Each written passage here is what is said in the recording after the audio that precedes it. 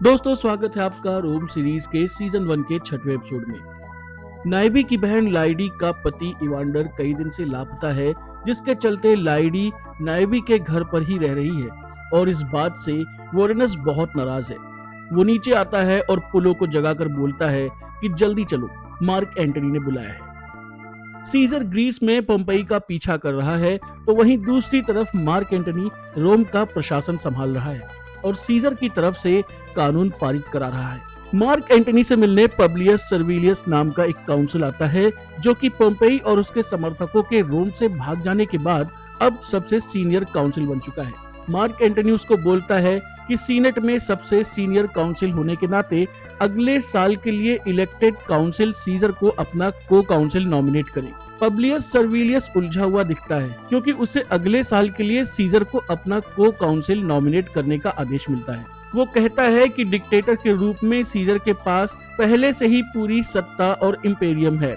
दरअसल सीजर की तानाशाही तकनीकी रूप से असंवैधानिक थी और इसलिए मार्क एंटनी सीजर के पद को लीगल और मजबूत करना चाहता है। इसके बाद मार्क एंटनी पब्लियस सर्विलियस को बोलता है कि इसके अलावा वो एक ऐसा कानून प्रपोज करे कि आगे से रोम के एग्रीकल्चर सेक्टर के कम से कम 1/3 मजदूर जन्म से ही आजाद हों, गुलाम नहीं। पब्लियस सर्विलियस ऐसे कानून के चलते होने वाले खर्च पर आपत्ति करता है। मार्क एंटनी हंसते हुए जवाब देता है, हाँ खर्च होगा, लेकिन सिर्फ उन चंद अमीरों के लिए जो सारी जमीन के मालिक है, और उन्हें इस बात की खुशी जरूर होनी चाहिए कि वो देशभक्ति का काम कर रहे हैं। असल में ऐसा कानून पारित होने से जो अमीर अपने गुलामों से खेती करवाते थे, वो सभी गुलाम आजाद होकर मजदूर बन जाएंगे और खेती कराने वालों को उन्हें मजदूरी देनी पड़ेगी। ड्यूटी से फ्री होकर वोरेनस और पुलो शराब पीने चले जाते हैं।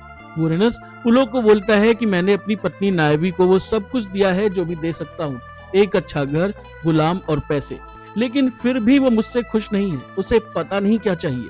जब से उसकी बहन लाइडी आई है, वो मेरे साथ समय नहीं बिताती है। उसकी बहन का क्या करूं कि वो घर से चली जाए। इसके बाद पुलो नशे में धुत वोरेनस को अपने कंधे पर लाद कर उसके घर लेकर आता है। पब्लियस सर्विलियस मार्क एंटनी के बताए दोनों मोशन सीनेट में प्रपोज करता है और दोनों ही मोशन बिना किसी विरोध के सीनेट में पास हो जाते हैं। वोरेनस के घर पर पुलो लाइडी से कहता है कि उसने सुना है कि इवांडर को जुए के कर्ज को लेकर कुछ यूनानी आदमियों ने मार डाला और वो अब कभी वापस नहीं आएगा।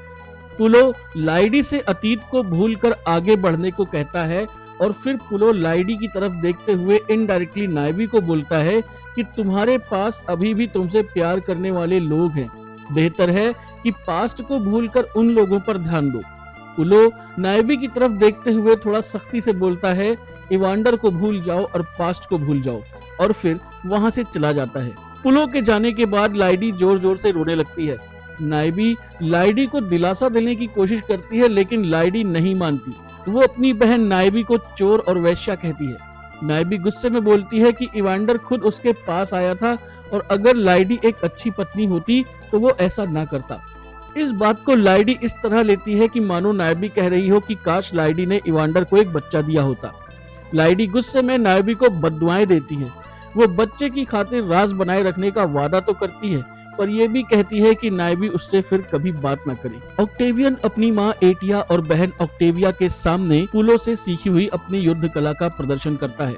पुलो जानबूझकर ऑक्टेवियन से हार जाता है। इसके बाद एटिया ऑक्टेवियन को सुझाव देती है कि वो सीजर की सेना में शामिल हो, ताकि पोम्पेई की सेना का असली खून उसकी तलवार पर लगे। इसके बाद एटिया पुलो को बोलती है कि ऑक्टेवियन की वर्जिनिटी खत्म करने के लिए उसे किसी वेश्यालय ले जाए। उसी शाम वोरेनस घर लौटता है और देखता है कि लाइडी चली गई है और नाइबी ने उसके लिए बहुत ही मन से खाना बनाया है। वो नाइबी को साथ बैठने के लिए कहता है। दोनों काफी समय बाद एक दूसरे के साथ रोमांटिक टाइम बिताते हैं। सीजर मार्क एंटनी को रोम में एक लेटर भिजवाता है, जिसमें सीजर लिखता है कि ग्रीस पहुंचने के बाद से पोम्पेई लगातार लड़ाई टालता रहा है, लेकिन इस बीच सीजर की सेना से बचता हुआ पोम्पेई ने अब ईस्ट की सेनाओं को अपने साथ जोड़ लिया है। अब पोम्पेई की सेना सीजर की सेना से 10 गुना ज्यादा है और सीजर को पीछे हटना पड़ रहा है। अब पोम्पेई सीजर का पीछा कर रहा है। सीजर आदेश देता है कि मार्क एंटनी जितनी जल्दी हो सके 13th लीजन के साथ ग्रीस के लिए जहाज पकड़ ले। पुलो ऑक्टेवियन को शहर के एक आलीशान कोठे में ले जाता है जहां ऑक्टेवियन के सामने खूबसूरत लड़कियां लाई जाती हैं। ऑक्टेवियन एक लड़की को अपने साथ रूम में ले जाता है। जब ऑक्टेवियन रूम से बाहर आता है तो पुलो पूछता है कैसा रहा। ऑक्टेवियन बोलता है कि ठीक ठाक था। फिर पुलो लड़की से पूछता है कि ऑक्टेवियन कैसा था।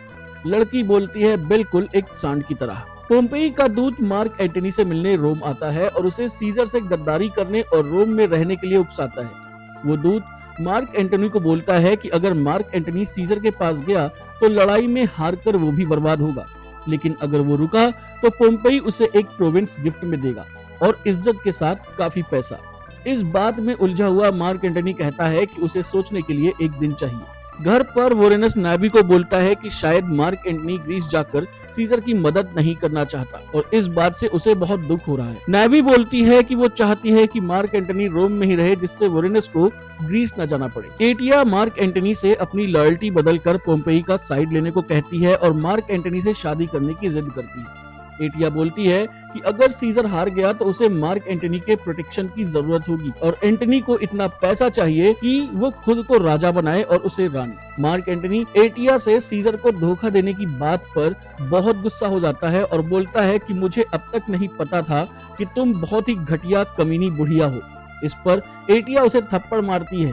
वो भी पलटकर एटिया को थप्पड़ मारता है और एटिया चिल्लाकर बोलती है कि यहाँ से दफा हो जाओ। मार्क एंटनी का गुलाम ड्वार्फ वोरेनस के घर आकर बोलता है कि मार्क एंटनी ने ग्रीस जाने के लिए 13th लीजन के सभी लोगों को तुरंत बुलाया है।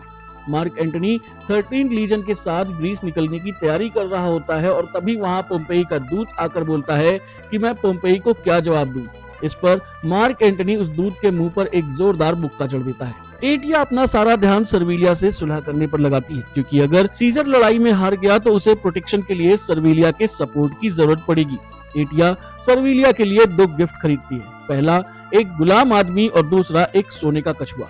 वो अपनी बेटी ऑक्टेविया को ये गिफ्ट देने के लिए सर्विलिया के पास भेजती है। सर्विलिया गिफ्ट से बहुत खुश नहीं होती, लेकिन ऑक्टेविया को भरोसा दिलाती है कि उसे पता है कि ऑक्टेविया बहुत अच्छे दिल की लड़की है और उसे फिर से आने के लिए कहती है। ऑक्टेवियन अब मर्द हो चुका है। एटिया तय करती है कि उसे रोम से बाहर मिलान के लिए एक एकेडमी में भेजा जाए क्योंकि रोम अब जूलियाई कुल के मर्दों के लिए सुरक्षित नहीं है। 13th लीजन के सिपाही समुद्र में जहाज से ग्रीस की तरफ जा रहे होते हैं और इसी बीच भारी बारिश और समुद्री तूफान आ जाता है। वोरेनस पुलो से बोलता है कि चलने से पहले टाइटन देवता को अच्छा सा चढ़ावा चढ़ाया गया था, इसलिए वो सभी पूरी तरह सुरक्षित रहेंगे। दरअसल प्राचीन काल में यात्रा से पहले समुद्र के देवताओं को चढ़ावा चढ़ाना आम बात थी, जिससे सुरक्षित यात्रा का आशीर्वाद मिले। पुलो समुद्र के देवता को गाली देता है और वोरेनस पुलो को डांटते हुए मुंह बंद रखने को बोलता है। उसी समय तूफान बहुत तेज हो जाता है और जहाज समुद्र में डूब जाते हैं। इसी के साथ रोम के पहले सीजन का 6वां एपिसोड कई अनसुलझे सवालों के साथ यहीं समाप्त होता है।